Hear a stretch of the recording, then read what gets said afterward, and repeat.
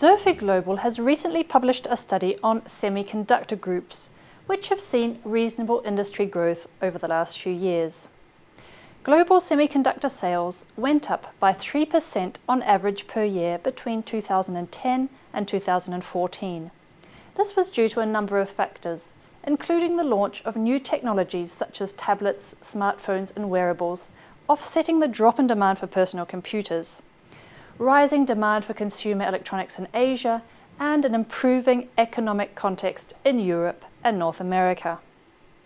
Slow but steady growth is expected to continue in the mid-term, particularly thanks to new technologies and increasing connectivity, and more specifically, the Internet of Things, spurring demand for products such as sensors.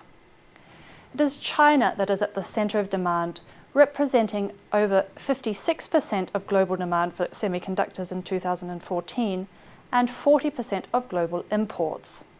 This figure should, however, decrease in future as the Chinese government is boosting the national semiconductor industry to reduce its high reliance on imported integrated circuits, which, combined with its economic slowdown, is set to have a considerable impact on the industry.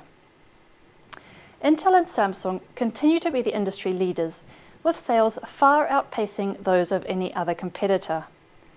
Nevertheless, as the chip market is ever more shaped by the emergence of new technologies such as smartwatches, connected cars and appliances, or cloud computing, both leaders could see their leadership threatened in coming years. Indeed, the arrival of new technologies on the market has intensified rivalry in recent years.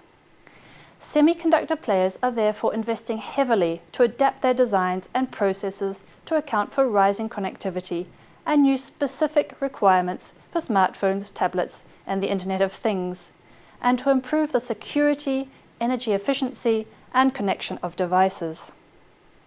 Leading chip makers will continue adapting their portfolios and prices to respond to this new scenario, while new big mergers and acquisitions will take place in the industry, making an already concentrated market even more so.